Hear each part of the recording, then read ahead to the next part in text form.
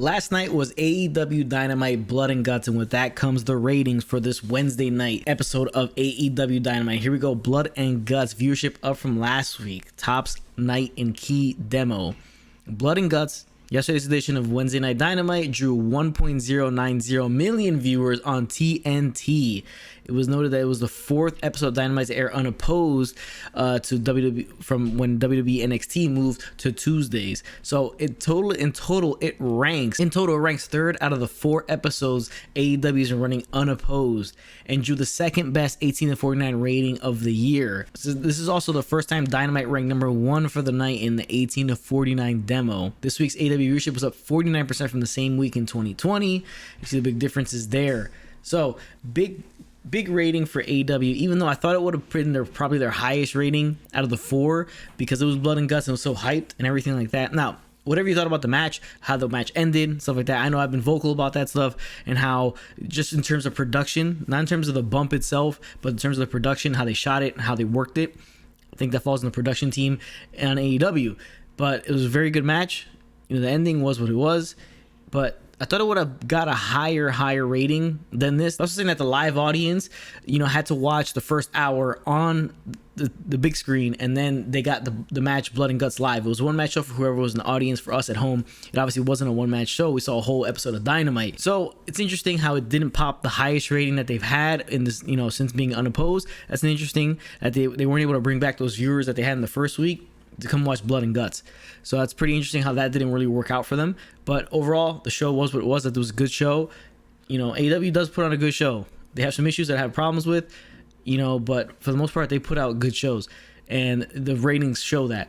You see Tuesday's episode of NXT drew 761,000 with a 0.18 rating in the 18 to 49 demographic. So NXT's having a tough time hitting that key demo 18 to 49, where AEW pretty much banks on that every single week, and they're killing it right now in terms of viewership. So it's good stuff. But let's keep in the same vein of AEW and talk about this one.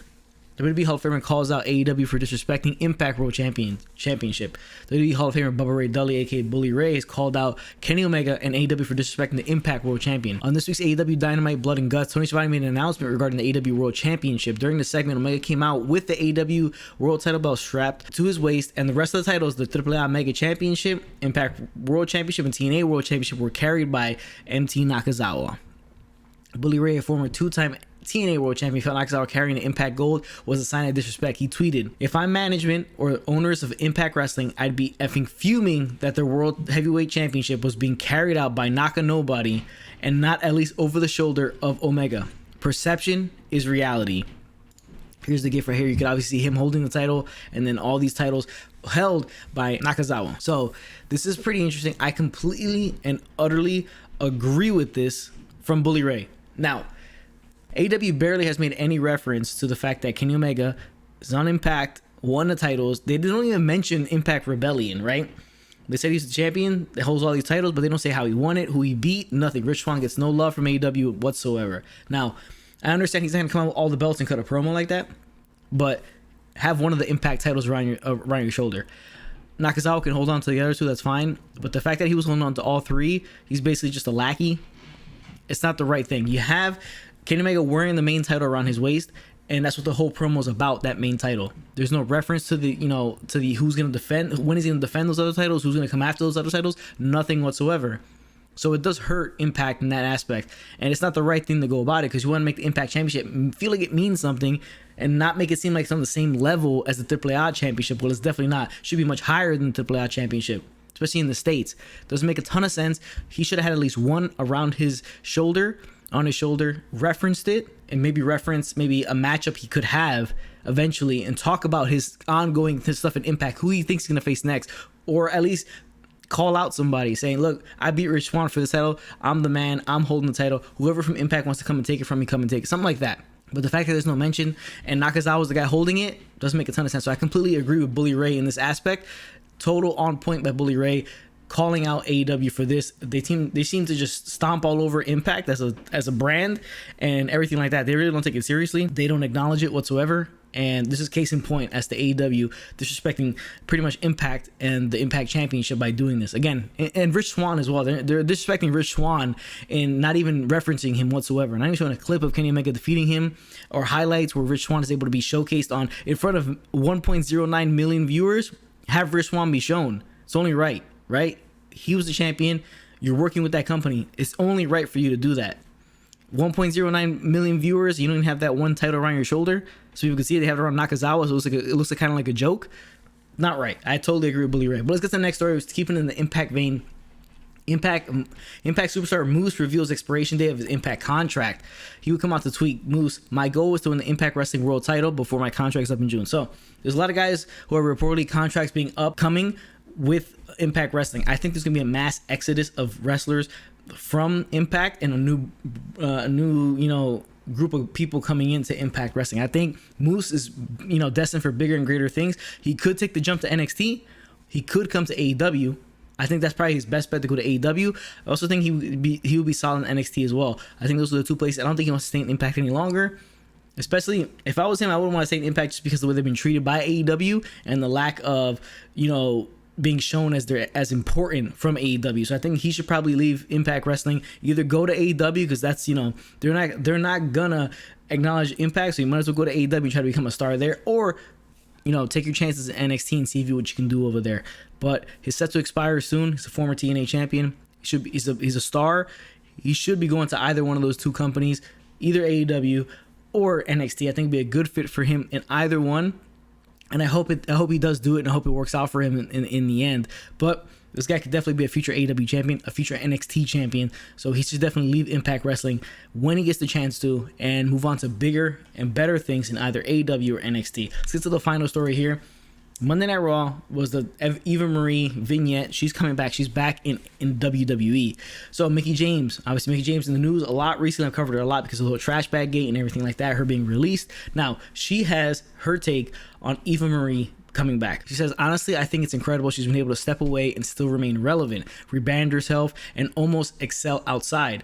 Not everybody does that. I don't think her wrestling ability was ever her strength. I know that she's been down in NXT working on stuff, so I don't know. I don't think the wrestling bit was ever her thing. I feel like there's always been, even going back to the old school wrestling, that there's a role for everybody, and not everybody has to be a 5-star wrestler or whatever and have dream matches. That doesn't have to be a thing. If their character is strong and they can sell tickets, get ratings, I guess it works. She also talks about all the releases and stuff like that. It's ironic because to the fans, they go, well, you just had all these budget cuts and you let all these people go, and you debut somebody else.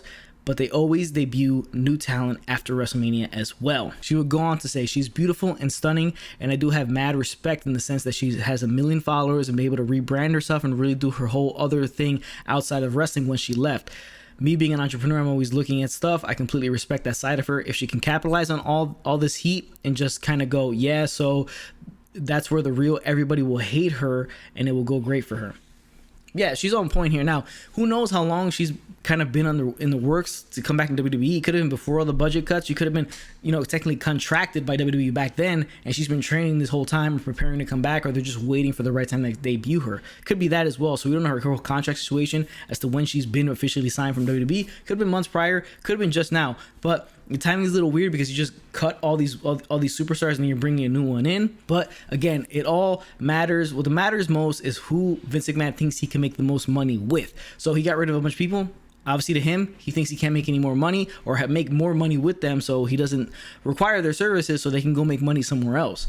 Now, maybe he thinks he can make a ton of money with Eva Marie. She does have a following now with the whole fitness stuff that she does now, so she has that going for her. She was able to rebrand herself and make herself more popular outside of the ring than she was inside the ring. Obviously, Mickie James talks about her not being much of a wrestler. Obviously, she's not. Maybe she's improved, but I never thought that she would make money in that way. Her role is more of that, get massive heat from the smart fans, and that's pretty much it, and just work with that and run with that. And I think that's what she's gonna do on this comeback tour. It is kind of like, they cut all these people, you're bringing this person back, and she can't even wrestle, right? A lot of people are gonna say that she can't wrestle. Why bring her back if you got rid of all these people? Again, it's who you can make the most money with. Who do you think you can make the most money with, and who, character-wise, because that's what matters the most, is character, not just the 5-star match. It's the character and who's able to draw people to the TV to watch. And maybe she could do that, maybe she can't. She had a lot of heat before, people hated her, so maybe she can try to recreate some of that heat. But she does bring a new fan base, hopefully. That's what they're banking on, a new fan base or some new fans to show up and watch her just because they follow her on Instagram or follow her during her other things that she does. So it may work out, it may not, but whether you like it or not, Eva Marie is coming back to WWE. It is what it is. Hopefully she can, gain some heat and get back to the point where she was before with that heat that she had. And maybe she's improved in the ring, so she's at least serviceable in the ring where it's not that bad. And but even it might hurt her if she's gotten better in the ring, because she might get a little bit less heat. People say, oh, she's improved. It's better her just come out and then kind of be the same, or maybe she's a little tiny bit better where it's not noticeable enough that people won't hate her anymore. The last story I got for you guys today, this is wrestling news and rumors for today, May 6th, 2021. Appreciate you guys for tuning in. Remember to tune in tomorrow, 7:30 p.m. for the wrestling news and rumors, and our Friday Night SmackDown review following the show on Friday night. Also, hit the like button, helps us out with the YouTube algorithm. Hit the chair in the corner for it hits you first, and sub to the channel. Make sure you check out that problem with AEW video I dropped yesterday. It's a banger. Make sure you check that one out. Drop a like on that video. Leave me a comment what you guys thought of the video. What do you guys think about AEW? Appreciate you guys for tuning in. If it doesn't work for you, not do the job.